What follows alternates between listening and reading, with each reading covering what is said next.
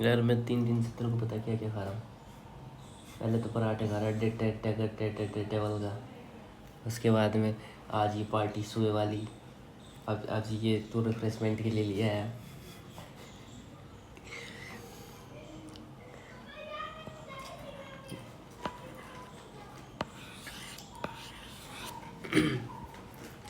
बात करते हैं अब maximum compressive strain in concrete में। ठीक है, तो एक्सियल कंप्रेशन इन कंक्रीट में कितना होता है? मैक्सिमम कंप्रेसिव स्ट्रेन 0.002 होता है, जैसे कि हमेशा की तरह होता है। उसके बाद में आता है ये एप्लीकेबल कहाँ होता है? ये लिमिट स्टेट ऑफ कोलैप्स में होता है। आप समझते हैं मीनिंग ऑफ दिस वैल्यू की क्या वैल्यू क्या है ये चीज़? ये रिप्रेजेंट करती है क्या? Ultimate strain concrete can go undergo before failure, so used in design of for what? Column and wall, which is ensure safety against crushing of failure. Next बात करते हैं comparison with the flexural member की। तो इसमें क्या होता है कि एक्सियल कंप्रेशन मेंबर होता है जिसकी मैक्सिमम स्ट्रेंथ कितनी होती है? 0.002 होती है। ठीक है, जैसे कौन कौन से एग्जांपल्स है इसके? कॉलम है और शॉर्ट स्ट्रट है। अब बात करते हैं फ्लेक्सुरल या बेंडिंग मेंबर्स के बारे में, जिसकी मैक्सिमम जो स्ट्रेन होती है एक्सट्रीम फाइबर पर कंप्रेशन के लिए वो होती है 0.0035। ये चिंदी चोर क्वेश्चन बार बार आते रहते हैं। रीजन्स की बात करते हैं इसमें, तो ये क्या होती है? Higher localize strain at outermost fiber due to bending होती हैं। अब बात करते हैं इसका role in limit state design के अंदर। तो कॉन्क्रीट स्ट्रेन इंश्योर क्या करता है? ये करता है एक्यूरेट स्ट्रेस ब्लॉक अजम्पशंस। ये इन्फ्लुएंस करता है किस चीज़ को? कैपेसिटी कैलकुलेशन के लिए और सेफ्टी मार्जिन फॉर कॉलम के लिए। कुछ चीज़ें ऐसी हैं जो हमें डिस्कस कर लेनी चाहिए, वो है determines of ultimate load carrying capacity. Help क्या करती हैं? प्रिवेंट करती हैं सडन ब्रिटल फेलियर को। उसके बाद ये रिप्रेजेंट करती हैं typical concrete behaviour under the load application of normal grade up to the M60। अब बात करते हैं कुछ जो इम्पोर्टेंट चीज़ें हैं वो बिल्कुल ही काम की नहीं है। नेक्स्ट, व्हाइटनी स्ट्रेस ब्लॉक थ्योरी के बारे में देख लेते हैं। ये क्या कहता है? ये किसके लिए होती हैं? ये balanced section of concrete beam के लिए होती हैं। अगर इसमें डेप्थ ऑफ स्ट्रेस ब्लॉक की बात करें तो लिमिटेड कितनी होती है? 0.537 डी तक होती है। ये बेस्ड ऑन होती हैं किस पे? थ्योरी पे, व्हाइटनी स्ट्रेस ब्लॉक थ्योरी पर। अब बात कर लेते हैं इसमें न्यूट्रल एक्सिस डेप्थ के बारे में। तो इसका सिंबल क्या होता है? एक्स। कंडीशन क्या होती है? ये एक बैलेंस्ड सेक्शन होता है। क्यों? Steel yielding just as concrete reach ultimate strength. तो इसकी लिमिट जो होती हैं कितने से कितने होती हैं? 0.53 से लेके 0.537 टाइम द इफेक्टिव डेप्थ। सो अब बात करते हैं पर्पज ऑफ दिस लिमिटेशन की। ये क्यों लगाई? क्या पर्पज है इसका? ये करता है ensure maximum permissible depth of the section block which is safe design before concrete crushing dominates. अब इसका सिंप्लीफिकेशन की बात करें तो ये एक actual non linear stress distribution है। ये converted to equivalent rectangular stress block. Important factors जो हैं इसके 0.53 D which is limit depth of compression zone in design calculation. अब इसके डिज़ाइन सिग्निफिकेंस की बात करें तो ये हेल्प करती है distinguish between the under enforced section, balanced section और ORS। अब बात करते हैं मैक्सिमम कवर। फिर वही पुराने क्वेश्चन, इसको हटा देना इस पेज में से। Maximum cover for the reinforcement concrete beams. तो ये क्या पूछ रहा है? पूछता है कि minimum cover required for reinforcement in concrete beam exposure to the mild environment condition. तो माइल्ड के लिए तो ओबियसली 20 होगा। ठीक है, तो माइल्ड के लिए 20 होता है, मॉडरेट के लिए 30 होता है, एक्सट्रीम के लिए 45 होता है। समझ रहा है मेरी बात को? वेरी एक्सट्रीम के लिए कितना होता है? 50 होती हैं। कुछ नहीं, तू तेरा रख। कुछ नहीं सिंपल। मॉडरेट के लिए 30 होती हैं। सीवर के लिए जो नॉमिनल कवर होता है कि इस चीज़ का बीम का वो 45 होता है। वेरी सीवर कंडीशन के लिए जो नॉमिनल कवर होता है 50 होती हैं, और जो एक्सट्रीम कंडीशन होती है उनके लिए 75 होता है बीम का कवर। ठीक है, अब बात करते हैं एक्सपोजर क्लास। 20, 30, 45, 50, 75 ना। 20, 30, 45, 75। 50 भूल जा। वेरी सीवर के लिए। Mild, moderate. अब बात करते हैं माइल्ड के बारे में। तो कंक्रीट सरफेस ये प्रोटेक्ट करती है अगेंस्ट एग्रेसिव कंडीशंस को। माइल्ड कंडीशन के अंदर जो मॉडरेट कंडीशन होती है ये क्या करती है? शेल्टर्ड करती है फ्रॉम सीवर रेन से। और कंटिन्यूसली अंडर वाटर के लिए भी हम मॉडरेट कंडीशन यूज़ करते हैं। नेक्स्ट आता है सीवर कंडीशन। ये कॉन्क्रीट सरफेस के लिए होती हैं जो expose to the severe rain और अल्टरनेट बेटिंग एंड ड्राइंग होती हैं। Completely immersed in sea water हो सकती है या expose to the coastal environment हो। अगर ऐसी सिचुएशंस देखें आपको किसी भी इंफ्रास्ट्रक्चर में तो वो एक सीवर कैटेगरी के अंदर कंसिडर किया जाएगा। अब आता है वेरी सीवर। इसमें क्या होता है कि कंक्रीट क्या होता है, expose to sea water spray. So ये एक एक्सट्रीम है। Surface member in tidal zone के अंदर भी एक्सट्रीम कंडीशन यूज होती है। तो अब दोबारा बात करते हैं मिनिमम ग्रेड ऑफ कंक्रीट के बारे में। जो माइल्ड के लिए जो होती है वो M20 होती है। मॉडरेट के लिए जो होती है प्लेन के लिए वो होती है M15 और RCC के लिए कितना होती है M25 मॉडरेट के अंदर। सीवर की बात करें तो प्लेन के अंदर M20 होता है, RCC के लिए M30 होता है। बेरी सीवर के लिए प्लेन में M20 होता है और इसके लिए M35 होता है और M40 and M25 for what extreme. तो ऐसे याद रखेंगे 20,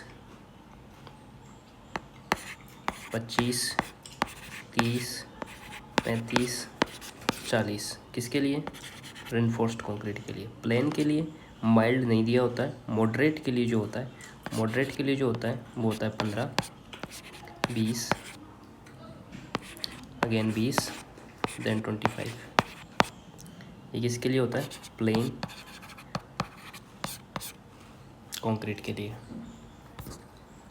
अब बात करते हैं, ये क्वेश्चन फिर से आ गया क्या, maximum cement content for RCC। इसमें होता है मैक्सिमम सीमेंट कंटेंट जो यूज होता है फॉर RCC के लिए कितना होता है, मैक्सिमम कितना यूज होता है cement content.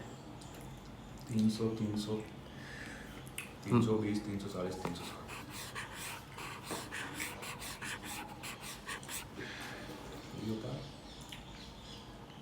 Maximum cement content limited to 450 kilogram per metre cube. ऐसा कैसे डाल दिया टेबल पेन में उसमें, ये ज़्यादा बेहतर है जैसे तुम लिखा हुआ है। नहीं बस इतना ड्यूरेबिलिटी जो है ना, नीचे तो क्रीप है, ऐसे कैसे ऐसे कैसे ये नीचे ये डायरेक्ट आता है, तो कम ज़्यादा होती है दो कंडीशन में। ये पता नहीं चाहिए कौन सी कम होती है, वो कहता है स्टॉप। इसको ऐसे ही याद करेगा तो ज़्यादा बेहतर हो जाएगा ऐसे करने के अलग अलग।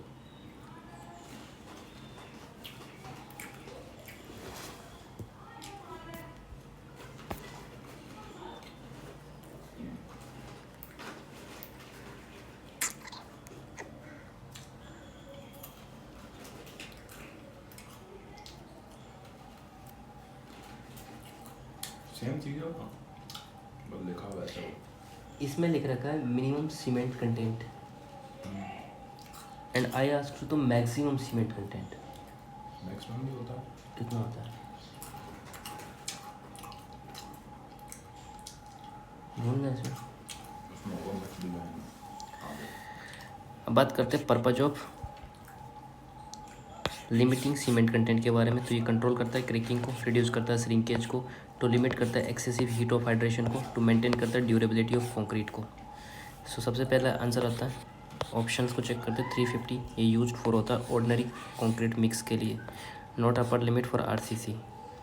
400 जो होता है वो यूज फॉर होता है मॉडरेट स्ट्रेंथ रिक्वायर्ड के लिए।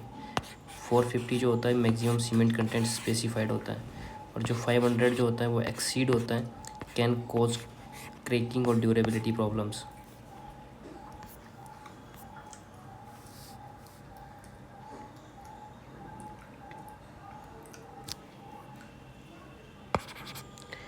अप्रोक्सीमेट फंडामेंटल नेचर पीरियड्स की बात करते हैं।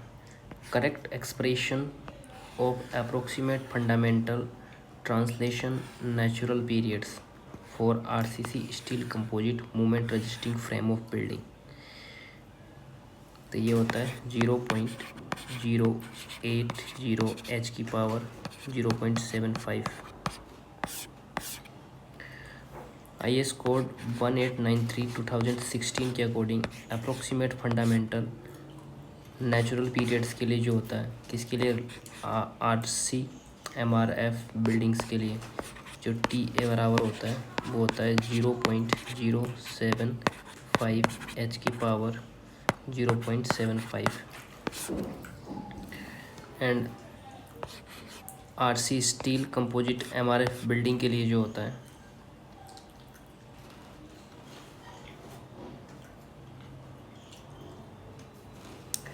मोमेंट रजिस्टिंग फ्रेम, इसके लिए होता है T as equals to 0.080 H की power 0.75 and for steel M R F के लिए जो होता है वो होता है 0.085 एच की पावर 0.75। ये जो एच है ये height of building in metres है।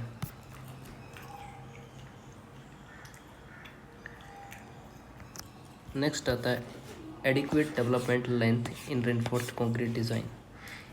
In reinforcement concrete design, why is adequate development length important for reinforcing bar? Because of to provide sufficient length for bar to develop their full tensile strength before the yielding. क्या मतलब है इस चीज़ का? मतलब है कि एडिक्वेटेड development length ensure करती है reinforcing bar develop to full tensile strength before yielding and maintaining integrity and safety of concrete structure. So बात करते हैं importance of adequate development length. ये क्या करता है? ये ट्रांसफ़र करता है स्ट्रेस को, प्रिवेंट करता है फ्रॉम स्लीपिंग से, इंश्योर करता है structural performance and safety and durability की बात भी ये करता है। तो क्या करता है? पहला करता है ट्रांसफ़र ऑफ स्ट्रेस। कैसे ट्रांसफ़र करता है? ये करता है required for transfer of stress between concrete and reinforcing bar, proper bonding, allow bar to carry applied load effectively without slipping. दूसरा बोलता है प्रिवेंट स्लीपेज। इसमें क्या होता है कि ये प्रिवेंट करता है slippage of reinforcing bar within concrete and ensure bar contribute to the overall strength and stability.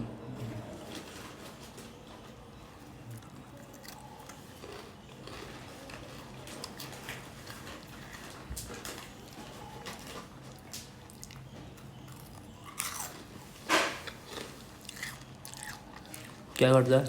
Ensure stability performance, proper development length allow bar to achieve full tensile strength. Important for the structural performance and safety. Next आता है safety and durability. ये क्या करता है? Correct development length, improve safety of structure, enhance durability, prevent potential failure and ensure long term performance. Next इसी की बात करते हैं adequated development length in reinforcement concrete के लिए। In reinforcement concrete design by adequate development length important of the reinforcing bar.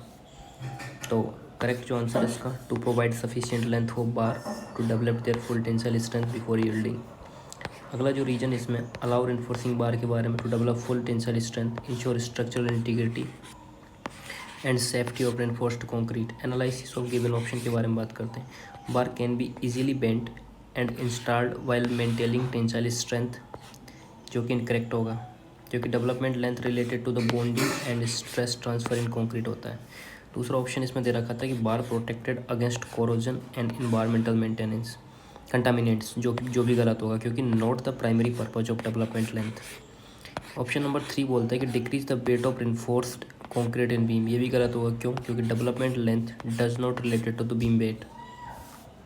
Next आता है fourth, provide sufficient length for the bar to develop full tensile strength before yielding. ये सही है, क्योंकि ensuring reinforce bar can carry applied load effectively. अब बात करते हैं प्री स्ट्रेस कंक्रीट के बारे में। प्री स्ट्रेस कंक्रीट में क्या होता है? फ्रीक्वेंटली क्या क्वेश्चन आस्क करता है? Pre stress concrete means, correct जो आंसर होता है, compressive stress induced a concrete before bending. Pre stress concrete का क्या कंसेप्ट है? Compressive stress deliberate induced in concrete applied before the external load, जिसका पर्पज होता है कि counteract tensile stress during service load, improve performance and durability of concrete. अब बात करते हैं मेथड यूज के बारे में। प्री स्ट्रेसिंग टेक्निक कौन कौन सी होती हैं? Pre tensioning and post tensioning. Analysis कर देखते हैं इनका। तो compressive stress induced in concrete before bending, correct answer है। कंप्रेसिव स्ट्रेस काउंटरैक्ट करती है tensile stress under the load. Option 2 में दे रखा है compressive stress induced in steel before bending, ये इनकरेक्ट है। In pre stress tensile stress is applied to steel tendon. Tensile stress induced in steel before bending. Question refers to the stress in concrete, not steel. Tensile stress induced in concrete before bending.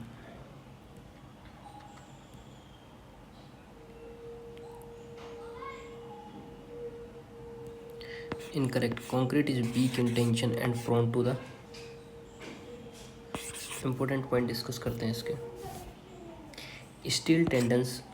Steel tendons are stretched and ensured to improve compressive force in concrete. Next बात करते हैं Rankine Grashof method के बारे में of two way slab. Question पूछता है for a simply supported uniformly loaded two way slab panel slab is torsionally unrestrained effective span in short in LX effective span in long direction LY. So design movement जो MUX होता है वो क्या था, movement in X direction. MUY जो होता है movement in Y direction. Using रैंकिन-ग्रासहोफ method ratio of MUX MUY proportional to होता है LY बाई LX का स्क्वायर. सो रैंकिन-ग्रासहोफ मेथड के बारे में बात करते हैं. यूज्ड होता है to determine bending movement in two way slabs. Used for the load distribution होता है. अब बात करते हैं एप्लीकेशन कंडीशंस के बारे में. तो क्या एप्लीकेशन कंडीशन होती है, स्लैब सिंपली सपोर्टेड होता है on 4 edges and corner are not held down होता है.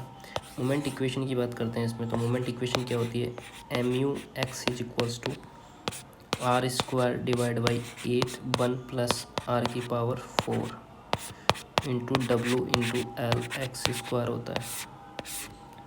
Moment in X direction. Moment in Y direction की अगर बात करें तो ये होता है R स्क्वायर 8 1 प्लस R की power 4 to W LX square.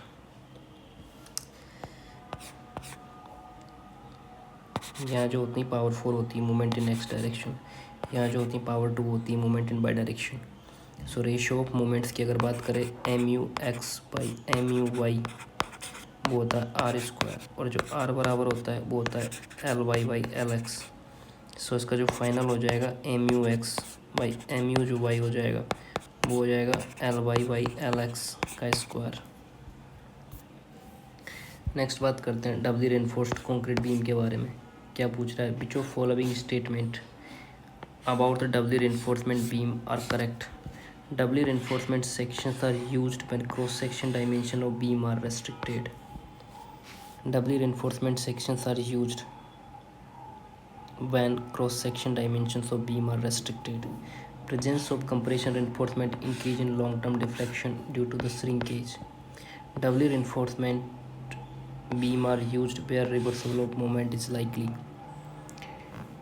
Example architectural और अदर कंसिडरेशंस. ठीक है, तो doubly reinforcement section are use cross section dimension of the beam are restricted. Exact सही होगा ये. देख लेते हैं कौन सा सही है कौन सा गलत है. और दूसरा कौन सा है, doubly reinforcement beam are used where reversal of the moment likely. 3 भी सही होगा. बात करते हैं पहले के बारे में. व्हेन बीम डेप्थ और width is limited singly reinforcement beam may not provide sufficient strength. So compression reinforcement added to increase the moment resisting capacity without increasing the beam size. Next बात करता है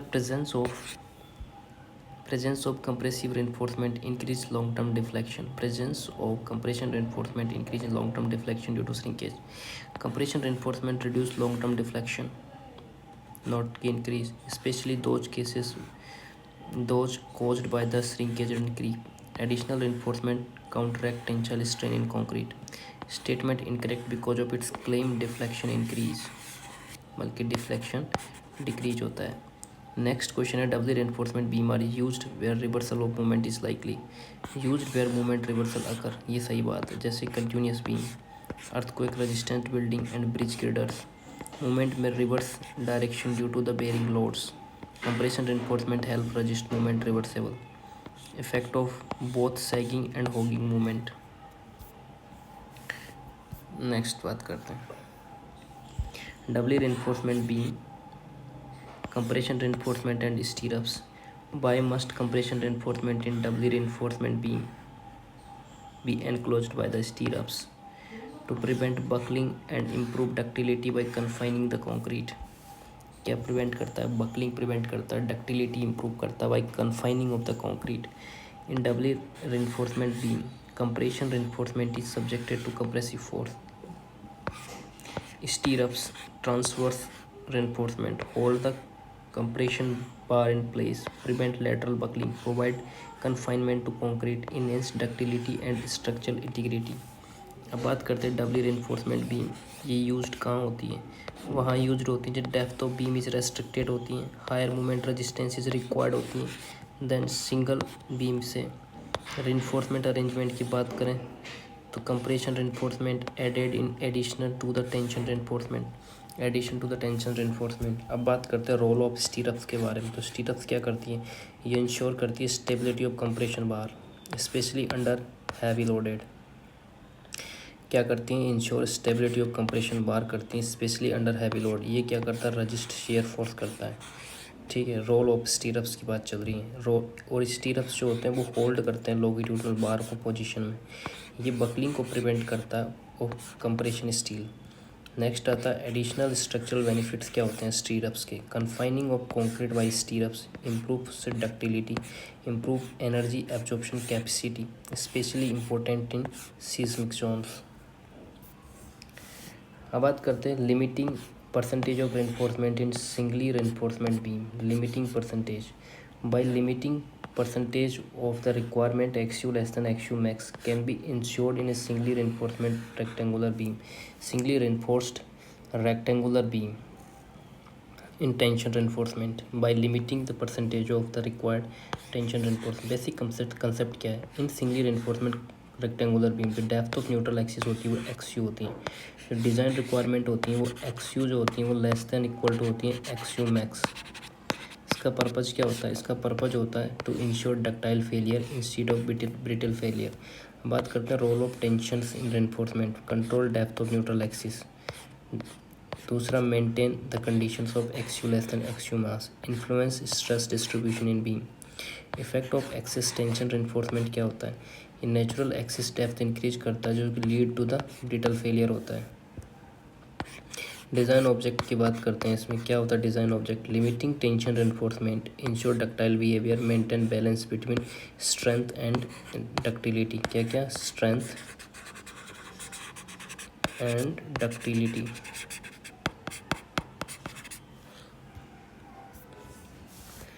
नेक्स्ट बात करते हैं nominal concrete cover, permitted deviations. Nominal concrete cover की बात करते हैं। What is the permitted limit of deviation of actual concrete cover from required nominal cover as per useless specification otherwise?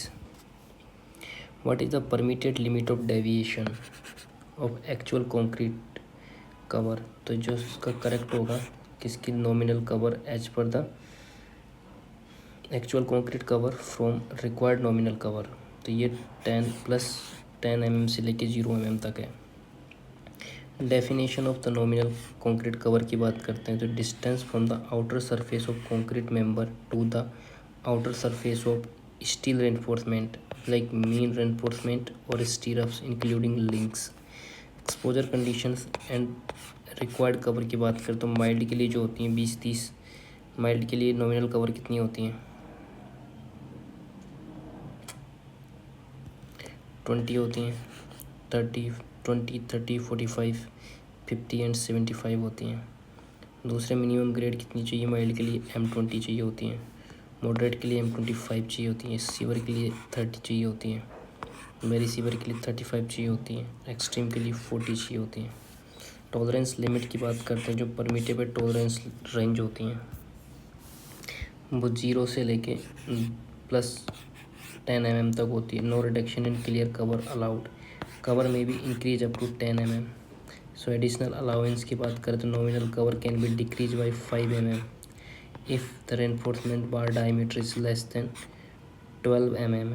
Nominal cover can be decreased by 5 mm if concrete grade is M35 और higher है, तो nominal cover decrease की जा सकती है दो case में, या तो बार डायमीटर लेस देन 12 हो या कॉन्क्रीट की ग्रेड जो लेस देन M35 हो। नेक्स्ट बात करते हैं nominal shear stress in beam. Nominal shear stress in beam की बात करते हैं। According to the IS 456/2000 how is the nominal shear stress in beam calculated. So क्या पूछ रहा है, nominal shear stress in beam. Nominal shear stress क्या होती है, टाउ बी बराबर BU/BD होता है। ठीक है, तो डेफिनेशन क्या होती है, nominal shear stress tau B होता है। ये shear stress developed in beam of uniform depth होता है। फॉर्मूला कंपोनेंट की अगर बात करें तो जो BU होता है वो फैक्टर्ड शेयर फोर्स होता है, shear force due to design load N होता है। B जो होता है विड्थ ऑफ मेंबर होता है for flange section and width of web is taken. D जो होता है effective depth of beam section होता है। सो उसका फाइनल एक्सप्रेशन टाउ बी बराबर BU/BD हो जाता है। नेक्स्ट बात करते हैं कैंटिलीवर बीम के बारे में।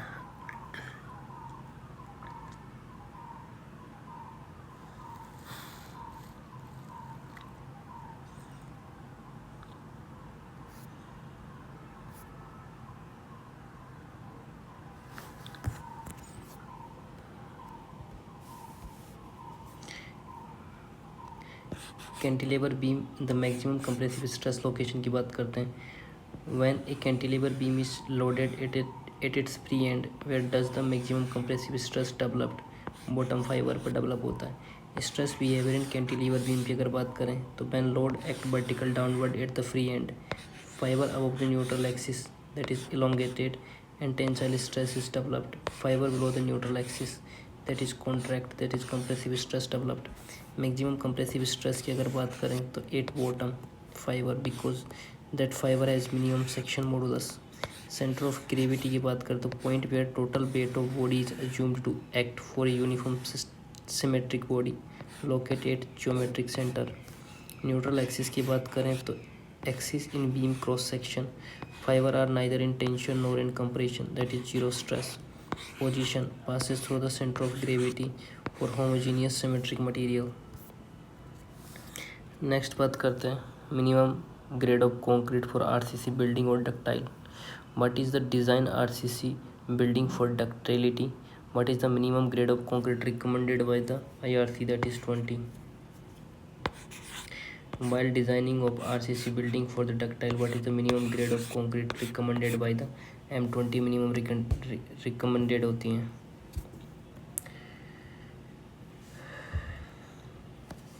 पहले आती है minimum grade requirement। RCC building required minimum grade concrete to ensure strength and ductility. Indian standard code कहते हैं specify minimum grade of different purposes. Recommended grade of ductility जो होती है M20 होती है। Recommended minimum grade of RCC for the building characteristic strength जो होती है वो 20 MPa होती हैं। Grade like M10 and M15 में भी कॉम्प्रोमाइज स्ट्रक्चरल इंटीग्रिटी, सो में रिड्यूस डक्टिलिटी। प्रैक्टिकल यूज की बात करते हैं M20 widely use in RCC construction, residential building, commercial building due to balance properties. Minimum longitudinal bar in column 4, the minimum number of longitudinal bar in column shall be in rectangular column and circular column के लिए 4, 6. minimum number of longitudinal bar 4, ensure uniform distribution reinforcement, rectangular की बात चल रही है, provide proper confinement by the lateral ties, help maintain column stability and prevent from buckling. circular column की अगर बात करें तो minimum number of column 6, longitudinal बार 6 ये सर्कुलर सिमेट्री को इंश्योर करता है। ये प्रोवाइड करता है एडुकेटेड सपोर्ट और ट्रांसवर्स रेनफोर्समेंट, रिंग और स्पाइरल्स को इंश्योर करता है effective load transfer and ductility under axial bending and force. Minimum diameter of longitudinal bar की अगर बात करें तो ग्रेटर देन होना चाहिए 12 mm। ठीक है, ये इंश्योर करता है stiffness and resistance to buckling. Minimum diameter of longitudinal bar. Spacing of longitudinal bar की अगर हम बात करें तो मैक्सिमम जो स्पेसिंग होती है लेस देन 300 mm होनी थी, measured along the column periphery, ensure the confinement of concrete and cracks control. अब बात करते हैं ट्रांसवर्स रेनफोर्समेंट सपोर्ट के बारे में। लेटरल टाइज और spiral must enclose all longitudinal bars, prevent lateral buckling. In circular column की बात करते हैं क्लोज टाइज और spiral are mandatory, maintain geometry integrity.